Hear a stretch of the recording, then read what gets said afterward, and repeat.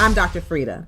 I'm a board-certified nephrologist, which means I'm an MD who specializes in kidney disease and hypertension. And today I'm sharing with you how to prevent high blood pressure with easy lifestyle and diet changes.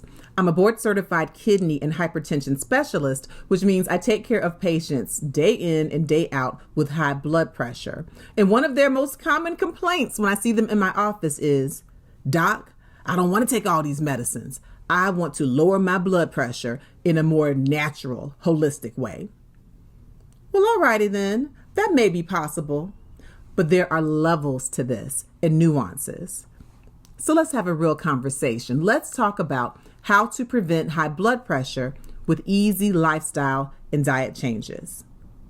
Keep watching. Be sure to download your copy of my book. It's called Under Pressure. It's your step-by-step guide on how to control high blood pressure. This book is packed with valuable tools, guidelines, and information to help you to control high blood pressure. Click the link in the description to get your copy today. Hypertension or high blood pressure is a leading cause of heart disease, strokes, and kidney failure. In fact, high blood pressure is the second leading cause of patients going on dialysis in the United States. It's a problem. And it's a very common problem because get this, nearly half of the adults in the United States have hypertension, yet only 1 out of every 4 actually has it under control. So you see, we've got a big problem. You may be listening to me and you may be thinking, high blood pressure? She's not talking to me. Well, keep listening because I might be. Because according to the American College of Cardiology, the definition of hypertension is a blood pressure of 130/80 or higher. So yes, if your systolic blood pressure, that top number, is 130 or greater consistently, or that bottom number, the diastolic, is 80 or greater, then I am talking to you and you have hypertension. Now, let's talk about some dietary changes that will help to lower your blood pressure and how to use food as medicine. First off, you should have a low salt or low sodium diet. The American Heart Association recommends that most adults have less than 1,500 milligrams of sodium per day. Make sure you're a label watcher so you can see which salty foods you should avoid. Also, be sure to watch my video on the worst foods you can eat if you have high blood pressure after you finish watching this video. Having a diet that is high in potassium can help you to lower your blood pressure. But be careful. If you're someone who has a dietary potassium restriction, for example, if you are a dialysis patient or if you have a late stage kidney disease, then you might actually be on a potassium restriction. But if you have no potassium restriction in your diet, then having a high amount of potassium can actually help you to lower your blood pressure naturally. This is how that works. The more potassium you take in, the more sodium or salt you urinate out, and that helps to keep your blood pressure low. So the recommendation for the average adult is 4.7 grams of potassium per day. Then, of course, the type of diet you have will definitely affect your blood pressure. And there are all kinds of different diets out there, and there's no one cookie cutter diet that works for everyone. Be sure to consult with your physician and a registered dietitian to find out which diet works best for you. But a couple of the diets that actually do tend to work very well for blood pressure are the DASH diet, which you may have heard of. In the DASH diet, you're to eat mostly fruits, vegetables, beans, nuts, also fish, poultry, whole grains.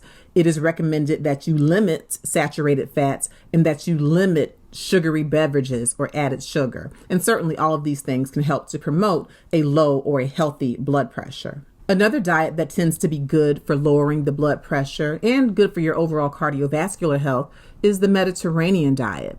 The Mediterranean diet focuses mostly on plant-based foods, fruits, vegetables, lentils, nuts, and the fats are mostly from olive oils. Also, fatty fish are really encouraged, like salmon, halibut, mackerel, sardines, not the canned sardines with salt, please. Also, little or no added sugar is recommended. Again, consult with your physician and a registered dietitian to find out which diet is best for you to lower your blood pressure. Would you like to have a one-on-one conversation with me to discuss your blood pressure specifically or other medical concerns you may have? Would you like my undivided attention as we discuss your specific medical journey? If so, you are in luck because I offer a concierge telehealth service where you can get my direct input on your health concerns. Be sure to click the link below. Having low or no alcohol use is also good for lowering the blood pressure. The CDC recommends that the average adult female have no more than 1 drink per day, the average adult male no more than 2 drinks per day, and if you have excessive alcohol use, this can promote hypertension among other illnesses. Be sure to watch my video on how alcohol affects your body after you finish watching this video. Another way to lower your blood pressure is to limit your caffeine intake. Now, I'm not saying that you have to go throw away all your coffee. You can't go to Starbucks anymore. You can't go to Dunkin' Donuts, wherever you go for your coffee. I'm not saying that. What I am saying is that you should be modest in your caffeine intake, because if you take in too much caffeine, it actually can promote high blood pressure. According to studies, if you have less than 400 milligrams of caffeine per day, then most people won't have a big issue. Consult with your physician. But if you're a big coffee drinker, a big caffeine drinker, big sports energy drinker, all of that, then I advise that you take a step back, because having a more moderate or low caffeine intake is a way to lower your blood pressure. Having a diet that is high in fiber is also good for lowering your blood pressure. It also helps to lower your cholesterol naturally. You also want to stay well hydrated. Be sure to consult with your physician on how much water is the right amount of water for you, and a diet that is rich in omega-3 fatty acids. According to a research review that was published in the Journal of the American Heart Association, for the average adult, about 3 grams of omega-3 acids is helpful for your cardiovascular health. And you can get the omega-3s naturally through fatty fish, through beans, through nuts, through avocados, and there are also some supplements that may be right for you. Now let's talk about some lifestyle changes that can help you to lower your blood pressure. Number 1, you want to exercise. You want to have some regular cardiovascular activity, be it jogging, walking, yoga, tai chi. According to the American Heart Association, most adults should be getting 150 minutes of moderate exercise per week. So that's about 30 minutes 5 times a day. You also want to maintain a healthy weight and try to avoid being a person who is living with obesity or with being overweight. The more excess body fat you have, specifically your visceral fat or the belly fat, abdominal fat, the more of that you have, the more likely you are to have hypertension, among other health problems. So talk to your physician about ways to maintain a healthy weight. You know what else is helpful for lowering your blood pressure? Starting a gratitude journal. Yes, it's easy to focus on what we don't have. It's easy to focus on what's going wrong. And the more we do that, the more stressed out we become. The more stressed out we become, the higher our blood pressure. So starting a gratitude journal is a way to really ground yourself and to calm yourself. And this can help you to lower your blood pressure. You also want to reduce your stress. And yes, I know that's easier said than done.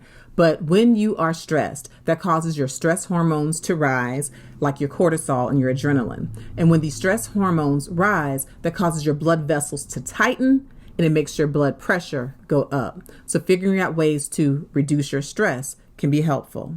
Another lifestyle modification is to stop smoking cigarettes. I cannot tell you enough how bad smoking is for you. When you smoke cigarettes, this causes damage to the inside of your blood vessels, and it increases your risk for atherosclerosis, or from fatty deposits being on these damaged blood vessels. When this happens, you get a narrowing of the blood vessels, which of course can lead to high blood pressure. It also can lead to heart disease because the heart has to work harder to pump against this high blood pressure. So please, stop smoking cigarettes.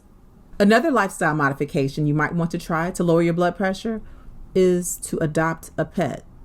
There's actually some science behind it.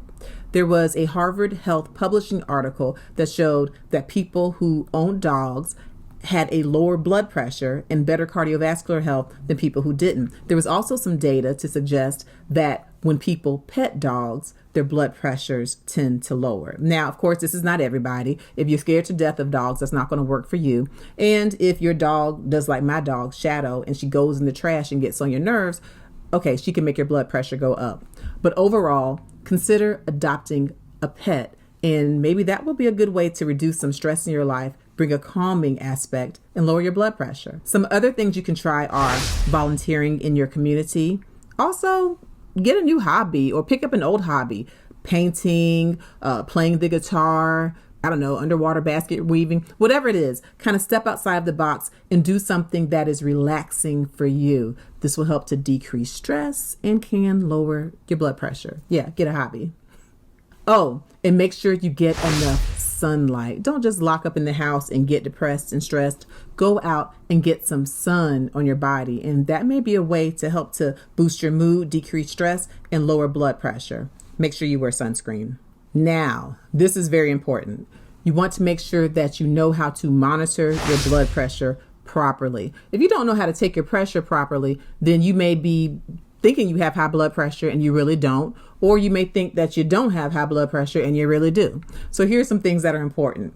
First, make sure that your blood pressure cuff is the right size, and here's how you do it. If it's one of these upper arm cuffs, then you actually want to get a tape measure and measure your arm, like kind of right in the bicep, in that belly of the muscle. Measure that and see how many inches or centimeters it is. And then you want to look at the blood pressure cuff, and it gives you the range in inches and centimeters. If your blood pressure cuff is too small, that will give you a falsely elevated blood pressure. If your blood pressure cuff is too big, it will give you a falsely low blood pressure measurement. So make sure you have the right cuff size. And for the wrist, same thing. Look and make sure that you don't have a cuff that's too tight for your wrist. You also want to be in the right state of mind. If you're rushing, hustling, bustling, and then you sit down and take your blood pressure, well, it's probably going to be high. And so before you check your pressure, you want to sit down and take some slow, deep breaths to make sure you're in a nice Zen state of mind to give you a more accurate blood pressure. You also want to make sure that your feet are uncrossed, that your bladder is empty, okay? Because having a full bladder can give you a falsely elevated blood pressure.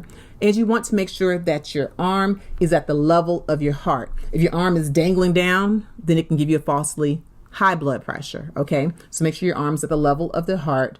And yeah, these are some ways that you can make sure you monitor your blood pressure properly.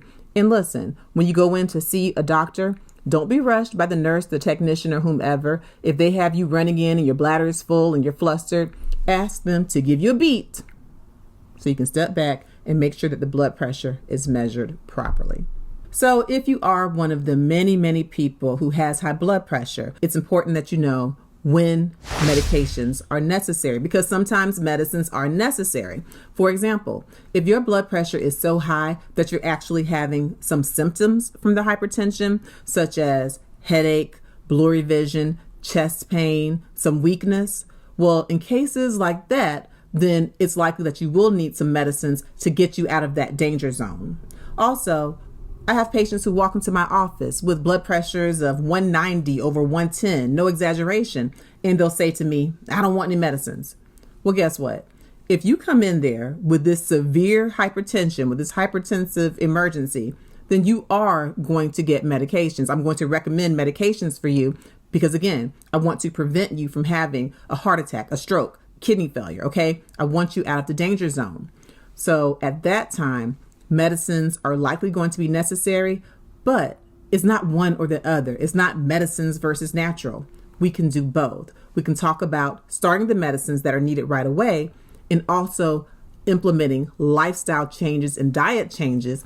We can integrate, right? And so as these dietary changes and lifestyle modifications kick in and your blood pressure starts to be lowered naturally, well, guess what? Then we can wean you off the medications. When you consult with your physician, it's important that you're open-minded and that you understand that sometimes medications are necessary. It's also important that you have a physician you trust who is open-minded as well and will work with you on natural and holistic remedies when reasonable, as well as being honest with you about when medicines are appropriate for your care. So now I've given you some easy lifestyle and diet changes that can help you to lower your blood pressure. Be sure to take action today. If you have high blood pressure, go ahead and consult with your physician and go ahead and start implementing some of these healthy lifestyle changes and diet changes. If you found this video to be helpful and informative, please be sure to like it and to share it with the people you care about. As always, I appreciate you for your support, and I want you to do your best to live your healthiest, happiest life. I'm Dr. Frita.